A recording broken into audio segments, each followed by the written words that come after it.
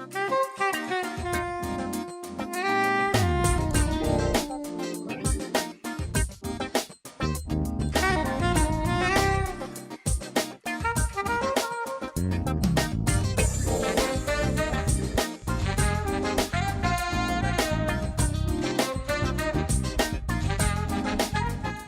I'm Max. Hi, and I'm Denise. I'm Courtney. I'm Tyler. And welcome back to a holiday edition of Urban Lifestyles. Of course, we're down in the ATL because we're hanging out with our daughters this holiday season. You've been drinking too much eggnog with that punch. I think you are correct. Punch, I meant liquor. But we've got a great show planned today. We're going to be talking about an interview I did with Rickey Smiley, also an interview you did with a playwright author. Yes, she's well known, and her sister is. And Courtney, tell us what's been happening with you. You know, favorite time of the year, get to shop, shop, shop. I don't know how that's different from any other day, and Tyler, how about you? Well, I bought a home recently, so I'm not in shop mode, but home improvement mode. Okay, so we're going to catch up on everything that's going on, so we'll take a quick break and back with more of Urban Lifestyles right after this. And on location, by the auction that sold a generation. A bunch of lies and stereotypes, deception designed by the white to blast in your stereo, right? Check it, light or dark you lose, women and men abused, African or American, you choose. Cause when fact remains the same that we're black and we're more than their last names. Don't believe the lie, unify. Our approach to youth violence prevention, historical. Join the conversation and find out what Louisville Youth Voices Against Violence is doing. Visit Pride, Peace, Prevention. Well, Denise, you've got the first segment, and it's about an interview that you did, so tell us about that. Oh, with a well-noted playwright, Ifa Baeza, and her sister is well-known, Intezake Shange. Okay. And they've got some really good plays that they've written, but it was a delight just having the interview with her, so let's just take a look. This is a delightful Saturday afternoon. I am here at the Commonwealth Theater, and I am delighted to introduce to you a playwright, award-winning playwright, a producer, and also I read that you are considered a conceptual theater artist. Yes. I'm here with Ifa Baeza. Ifa, welcome to Urban Lifestyle. Thank you so much. I'm delighted to be here. So by your own merit and your work, you have a lot under your belt, but a lot of people, I'm sure, associate you with your sister, Intezake Shange. Yes. All right. Well, she's my sister, and she's the other, maybe antagonist of this piece that I'm doing about our childhood. She's the author of Our Color Girls, and we are kindred spirits. We have been since childhood, and it was my, I think, suggestion as a playwright to get her as a poet, to bring her work to the theater.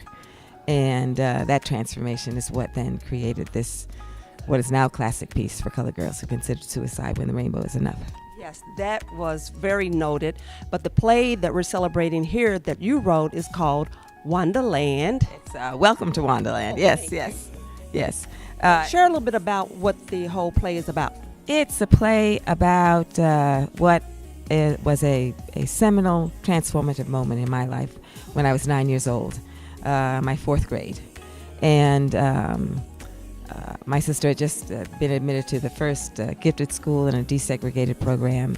And as the middle child, I was determined to keep things equal and make sure I got into the same program.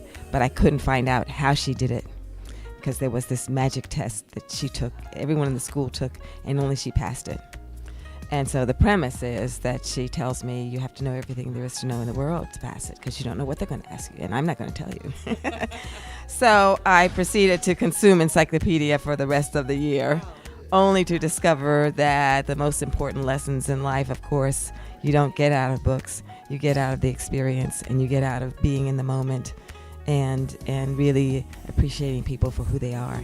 So, yeah. I like that. How do you think the play is being received, and how does it have an impact on adults as well as children? Because this is, I think, during the 1950s? 1960. Oh, 60. Yes. Well, I just heard from the founders or the artistic leadership here that this is the first black play, African American play that they've done at an academy for children. And it's a play about the intersection of race and the beginning of trying to break apart this pathology of race that has so afflicted our country. And so it's really, really important, I think, milestone for the theater, but also to see these young actors embodying characters that, you know, I think they're rich and complex because, you know, they're from my own family, but to see young people actually playing childhood characters that have dimension, that are grappling with, you know, what is a critical issue of our, still in our time today, is just so exciting to see. So, speaking of complex and how it affects people, I know you have another play that deals with Emmett Till. Can you touch on that a little bit?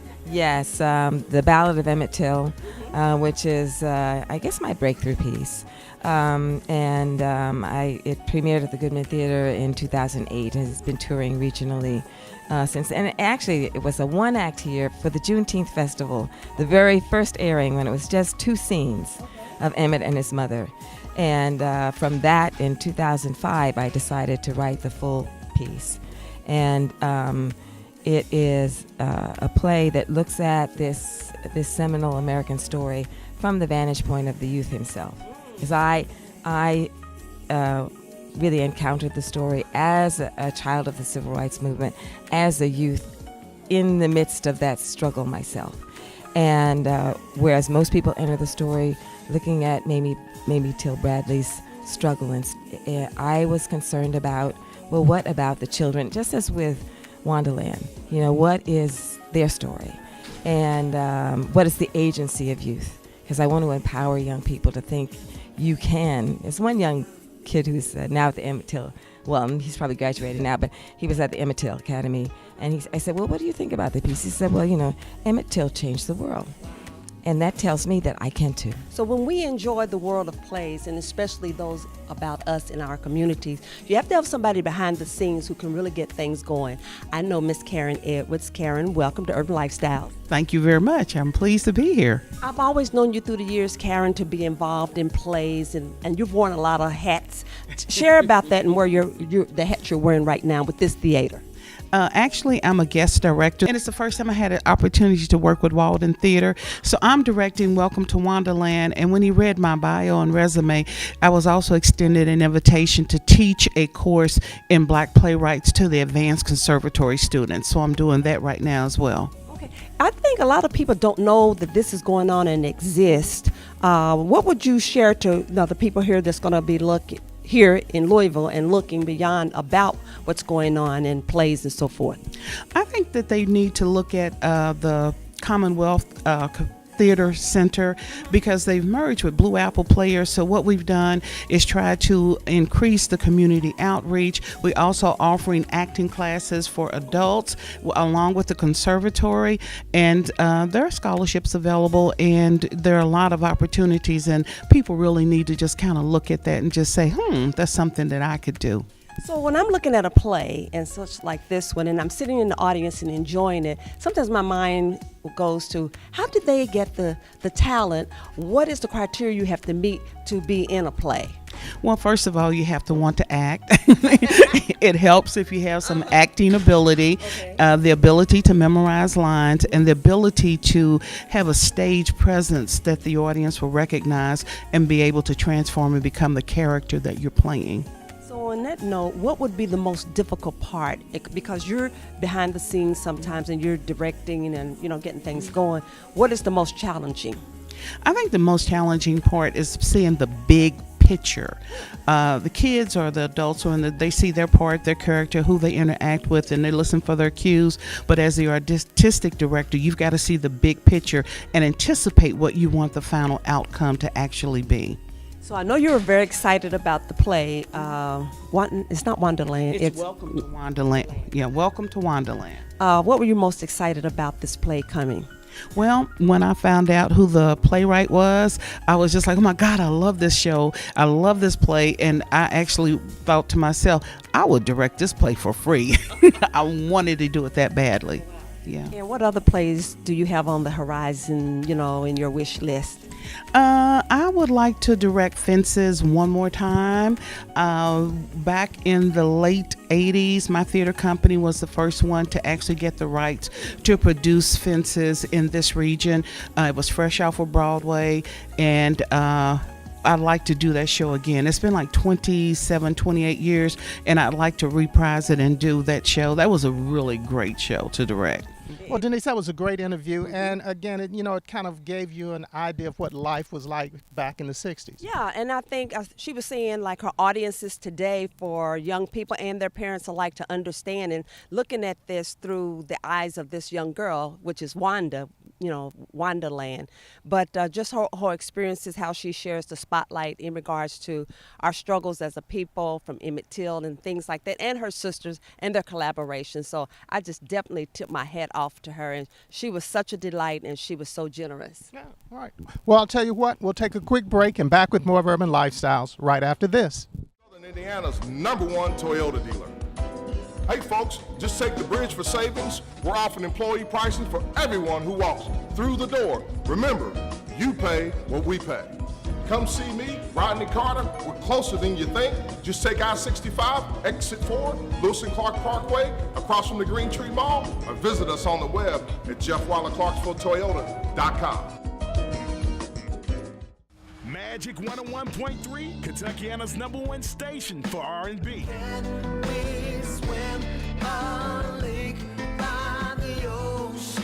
Magic 101.3.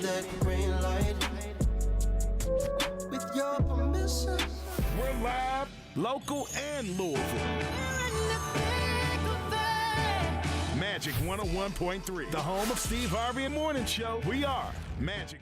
Well, Denise, what is something that we are always looking for? We're definitely always looking for new show ideas. That's correct. So if you've got a great show idea, be sure to go to our website at www.urbanlifestyles.net, and that's lifestyles with the Z. And if we happen to use your show idea, you can win a free oil change from Jeff Weiler Toyota. And of course, if you're in the mood for a new or pre-owned vehicle, go by and see Rodney Carter and tell him that Urban Lifestyle sent you. I'm sure he'll be glad to help you with all of your automotive needs. Of course. All right. So we'll take another break and back with more right after this.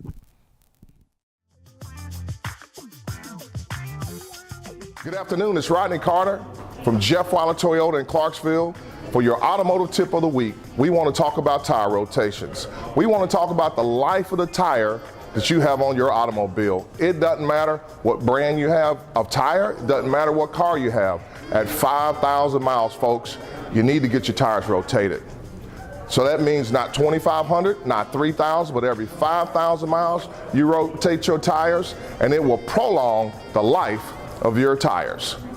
Rodney Carter at Jeff Weiler and Urban Lifestyles, tip of the week.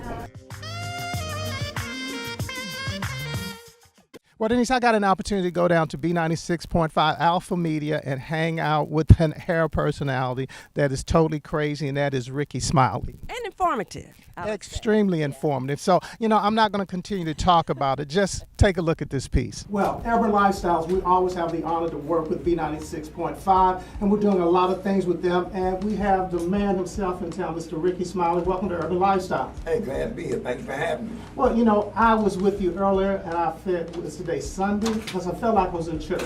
I was listening to you talk to some of the members of the station, tell them what it takes to make it in this business. And if you could take a moment and just share a little bit about that, I'd really appreciate it. Well, when I visit radio stations all over the country, you have a lot of young talent and a lot of people, and they come around and they kind of stand around and they're curious. They're trying to figure you out, your personality, and you just start, and you can tell when people are seeking knowledge. Right. That's one of the things, being an Omega man and not a Kappa. Omega man. Right. I guess you have to be something, right? I'm throwing shade right now. He already told me he was a Kappa. But, that's what we do, is to drop knowledge and to show love to young people, because somebody showed love to me when I started. So I just try to pass it along and pay it forward and help encourage people, let people know that that there's other levels to this. So what's it like? You're in a position where basically you're living your life out in public. So every day, everything that you do, you're being judged by. How do you keep that balance, and how do you stay strong through it? I don't care about what people say or what they think, and I know how to go in private. I got a little fishing boat. Some days I go sit on my boat and listen to classic rock all day, and ain't nothing out there but old white men going fishing on some old black men that don't care or probably don't even know who Rickey Smiley is, and you can just talk about boating and fishing and no pictures, no selfies, no celebrity talk, nothing. And just, I got spots where I can get away and just have a sense of normalcy.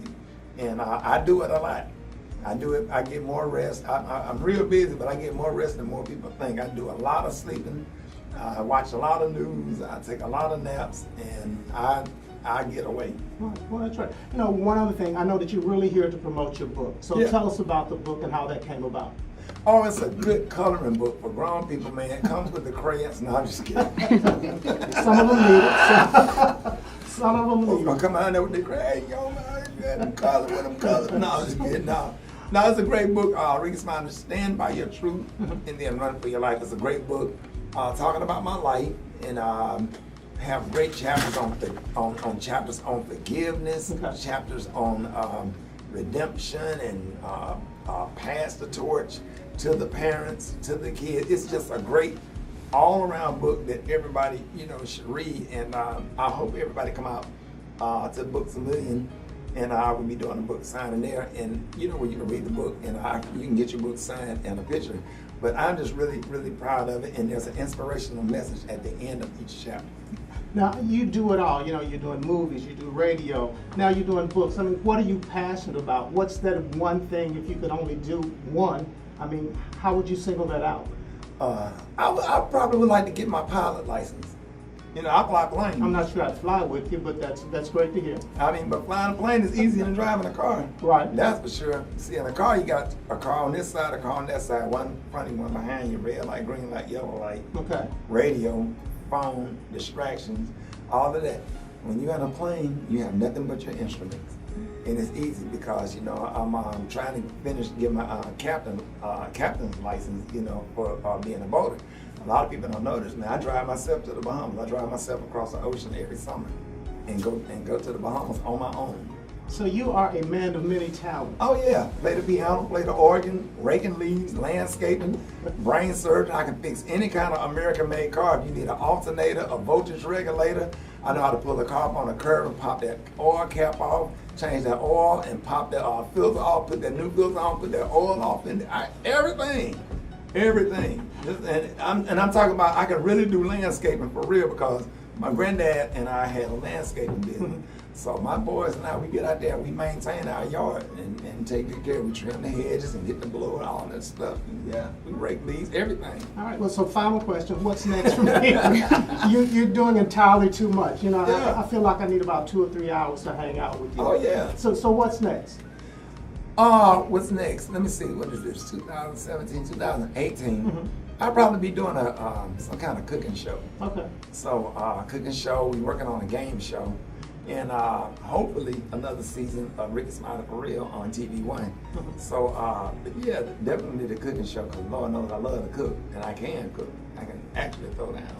So, being a single dad, with all of the kids that I have. So I just, 2018, that, probably some comedy shows. I don't really push myself. I don't let people pressure me. Well, you need to, when is your next movie? I just go with the flow, and I space stuff out, and I just enjoy what I'm doing, and I don't allow nothing on the internet to make me feel pressure to compete. As long as I have a good radio show, and I can do my show on TV1, and I can do stand-up on the weekend, I am more than blessed. No pressure. As you can see, Rickey Smiley, he is, it was like I told him, I said, this is like going to church because he had so much information to drop on some of the young people that were coming up in the industry. Exactly. When you just shared with some of his information basically about getting to the top, and you just can't have a lot of baggage on you, which really makes sense in regards to, how he explained it. Yeah, you just can't take everybody with you on your journey to the top. So sometimes, it's a little uncomfortable for some people, but, if you're a professional, there are tactful ways to get it done, and I think he's accomplished that. But again, out of all his information, what came to me was the saying, excellence requires discomfort. That is correct. And speaking of not discomfort, but speaking of excellence, we need to look at the Louisville Water Company because we like to recognize some of Louisville Water Company's heroes. So take a look at this piece. My name is Laurentina Smith. I've been with Louisville Water Company for 18 years. Right now, I'm a lead operator apprentice, And what that is, I do operate as an operator when my relief is gone on vacation or is not here. You know, I step up as a lead operator because I do have my license. Well, we take care of making sure everybody has clean, fresh water, safe water when they turn on their tap, basically. And what we do is make sure everything runs smooth here. We pump the water up from the river and bring it up here and treat it, and it goes out to the customers. Sometimes it can be nerve-wracking because it's scary because, you know, not only we take care of make sure the customers have water, that's our family too. So you don't want anybody to, you know, get sick over what you know, producing. So what we do is try to make sure that we send out fresh, clean drinking water because it's a career type job. And you're learning stuff every day. I like the fact that every day it's never the same. When you come in every day, it could be something different. And I like learning. I like being at the plant. I love being up here and experiencing different things and not being out doing the same thing every day. Every day when I come here, it could be something different. And I love the fact of being able to do that. And when I step up, that's important. And I love it. My family likes that I have this job. My father would have been proud of me. He's not here now, but he used to bring me up here all the time when I was a little girl. I have family members that come in from Alabama, Georgia. They love our water. They do.